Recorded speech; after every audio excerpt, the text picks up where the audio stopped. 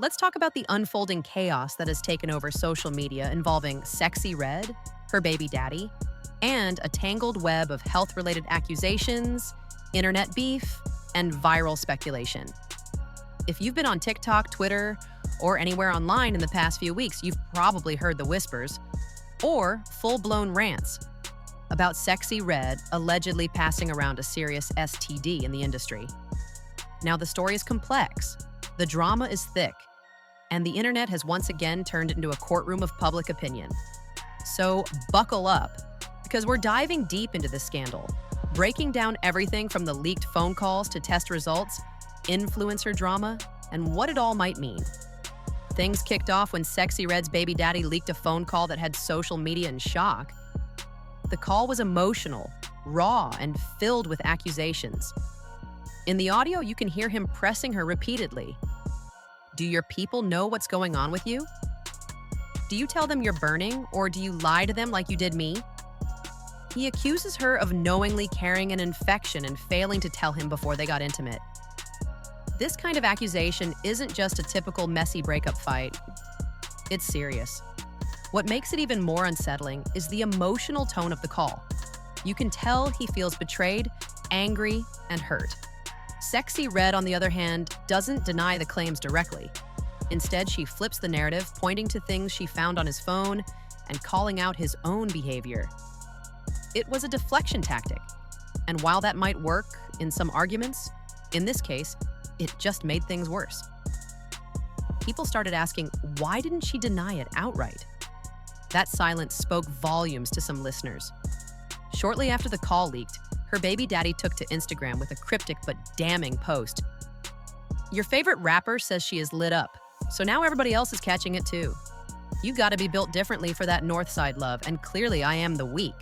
Do not forget, you started this. The internet, of course, ran wild with this. Reddit threads popped up. TikTok creators started dissecting every word. Fans began pulling receipts, old photos, tweets, even old interview clips. The theories ranged from thoughtful to absolutely ridiculous, but one thing was clear: the situation was spiraling, and everyone wanted a piece of the gossip. Now, here's where the plot thickens. Rewind a few months back. Sexy Red was spotted getting close with content creator Gucci Third Leg, a man who would later be accused of spreading HSV-2, the virus responsible for genital herpes. At first, it was just tabloid fluff. Photos surfaced of them hanging out backstage, getting cozy. But then, Gucci ended up at the center of a similar scandal. An influencer named Dawn I. Davis came forward in a tearful TikTok, claiming Gucci infected her with HSV-2 when she was just 19. According to her, he knew about it and never disclosed it. I didn't do my research, she admitted. That's on me. Her confession went viral. It struck a nerve. Suddenly, people weren't just looking at Gucci. They were looking at who he had been with. And when someone dropped a list of over 50 names allegedly connected to Gucci after he knew about his condition, Sexy Red's name appeared at number 6. That was the smoking gun for many fans. Aden Ross, the well-known streamer, saw the storm brewing and decided to bring Gucci on his stream to address the rumors. Gucci, clearly trying to do damage control, claimed he only had HSV-1, the kind that causes cold sores and not HSV-2. He even showed test results. But here's the catch. Those results were from the previous year. When Aden asked for updated tests, Gucci promised to provide them. And then, radio silence. No test results. No follow-up.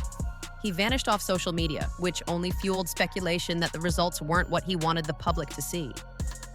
Fans started calling it out.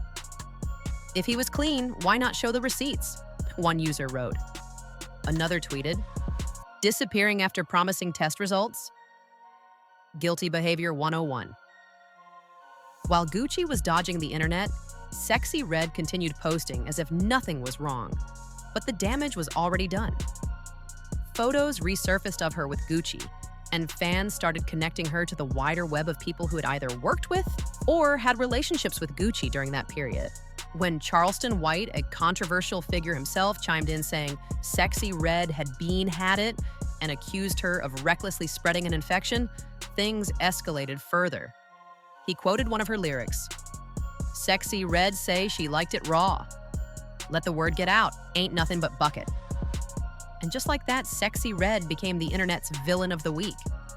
People were reposting her lyrics about unprotected sex, pointing out her lip gloss line, which featured names like Gonorrhea Green and Burnin' Berry, and framing them as proof she didn't care about sexual health. Her baby daddy eventually revealed that he got tested after becoming suspicious. His results came back negative. He explained that you can only catch HSV-2 during an outbreak, and apparently when they were together, she wasn't flaring up.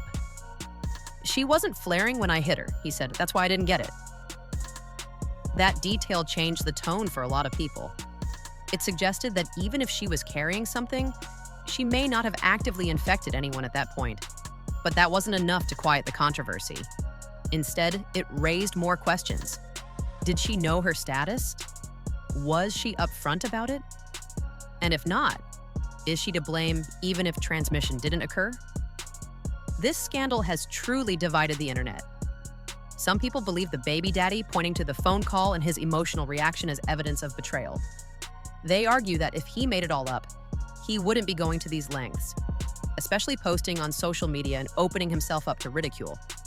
Others say this is just another bitter ex trying to ruin someone's reputation. They point out that people use STD accusations all the time in messy breakups, and that without verified, current medical documents, it's all just speculation. And then, of course, there are those who think everyone involved is messy, and this is just another example of clout chasing gone too far.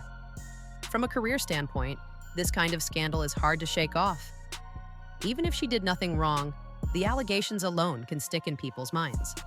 It doesn't help that her image has always been tied to sexual freedom and explicit lyrics.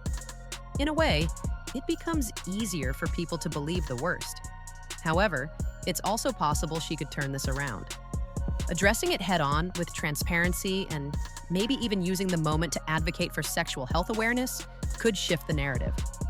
But so far, she's stayed relatively quiet, which some see as avoidance and others see as smart legal caution. This story is more than just celebrity gossip. It reflects a bigger issue happening online, the way we talk about health, especially sexual health, in public. Accusations like these can destroy reputations, relationships, and mental health. And when they're made in a clout-chasing environment, the truth often gets lost in the chaos. We've seen similar cases before. Remember when Usher faced similar allegations? Or when rumors about celebrities like Drake and Chris Brown started circulating with little to no proof? The internet loves drama, but it doesn't always wait for facts. At the end of the day, we still don't have hard proof about anything, just a lot of accusations, emotional outbursts, leaked calls, old test results, and some really uncomfortable speculation. Sexy Red might be guilty, or she might just be the latest victim of a viral witch hunt. So, what do you think? Did Sexy Red knowingly put others at risk? Or is this just another messy breakup made worse by the internet? Is her baby daddy exposing the truth or just trying to get revenge? And what role do influencers and clout culture play in how we handle real-life health issues? Drop your thoughts in the comments. Let's keep it respectful but real.